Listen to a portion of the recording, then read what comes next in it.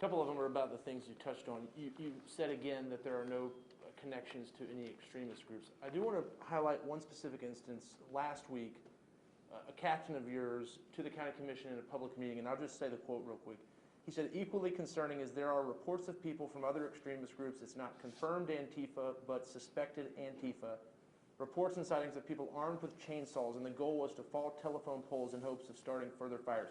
He went on to say that was a rumor and unconfirmed. My question, Sheriff, is it responsible for someone on your command staff to be sharing admitted rumors in a public meeting, especially when they contradict what you're saying right here? First of all, I want to make this clear that it's our obligation to make sure we're keeping our Board of County Commissioners aware of what's happening across the county. We made that very clear that it was not confirmed. We are receiving lots and lots of reports. So to show up there and not inform our board and leaders of this county that this is the intel that we've got, we want to make sure that people know that it is not confirmed and that each and every report that's coming in, we are tracking down. And so I think it would be inappropriate for me not to say we haven't received any reports. The fact is we have, and they're concerning reports. We have, I've reached out and asked for additional resources to track these down as quickly as we can. And so once again, I want to reiterate that we have a whole detective unit focused on this. I have the FBI's Joint Terrorism Task Force, and they are reports that we're getting, and actually quite frequently. The rumors, though, and the fear, I mean, I've spoken to people in level 3 evacuation orders who told me they were more concerned about Antifa arsonists than the fires. The rumors that they're hearing from your deputies, I mean, these people swear to me that they have deputies and police officers telling them about Antifa, seem to be resonating more than you saying there's no proof. Can you just unequivocally say to those people that there has been no linkage to any anti-fascist or any organization when it comes to any of the fires or the crimes you're seeing in the community? Absolutely. And I felt like I made that clear today, that we have no evidence of that. And each and every tip that comes in, we're following it to the end to determine if that is in fact the case, and I am confident. So has there been suspicion? Has there been reports? Absolutely. But when we start to track things down, I will just tell you, what we're finding out almost time and time again. I heard from a friend, and who is that person? And when we finally get to the individual we contacted, it's not a source that we can validate. So once again, I want the public to completely understand that our office has no intelligence or information about any group committing any crimes. No arrests have been made associated with any group.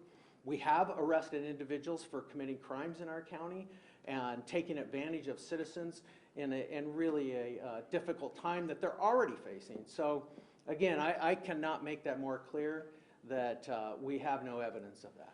Aside from their affiliation, have you guys found hard proof of anyone cutting down power poles or planting gas cans around the county, regardless of if they're affiliated with any organization? Have you found proof of that? No.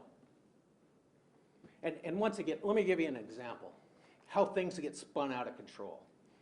We had some good Samaritans that actually saw a gas can in a suspicious place that just happened to be left behind, and just on their own said, you know what, I'm going to take this and put it in a place so nobody has access to it. So they hit it. Next thing you know, somebody saw them doing that. The thing became suspicious. I called in our terrorism task force folks. They tracked it down.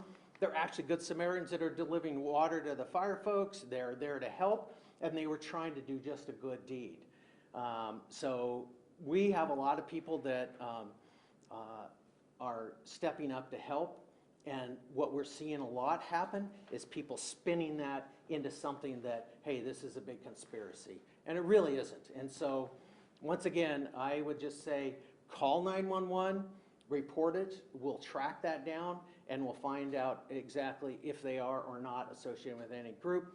And as of today, I have nothing to show that. And your captain was really just informing the commission of these reports and not giving credence to those rumors. Absolutely.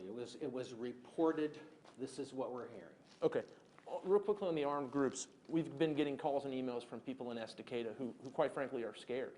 And some of them say that they don't feel comfortable when they look out and see their neighbors armed and patrolling.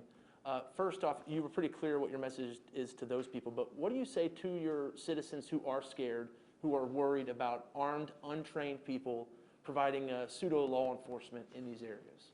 I think first and foremost that we have an exceptionally high level of patrol deputies out there. They can call about any kind of concern. We'll be there in a moment's notice, and that it's our commitment that anybody confronted at gunpoint for any kind of action, whether they're just driving through the area or not, is not acceptable. We're going to investigate those cases, and if it rises to that level, they'll be down at the DA's office asking for prosecution.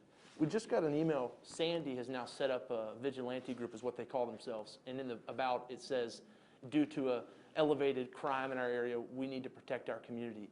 Have you guys seen an uptick in crime in the Sandy area and Canby and any of these areas, aside from what you're outlining here? Are you seeing an alarming increase in crimes? I would say I'm not seeing an alarming. I'm saying we have seen an increase. We anticipate that if folks go home, they very well could find something. But at this time, I would not say, hey, this is a massive, dramatic increase in crime in that area. I believe a lot of citizens and those that want to commit crime know we're out there. And that if they're up to no good, we're going to sort it out and hold those individuals accountable. Last thing on that while you're here. The state law is very clear when you can and cannot use lethal force. You cannot use lethal force protecting a business or someone else's property. Are you concerned that these groups who are arming themselves, doing checkpoints, patrolling their neighborhood, are you concerned that someone might get killed and you would have to respond to that? Well, once again, that's why what we're doing is extra patrol, asking citizens to call. If any of this activity is going on, we want to respond to it.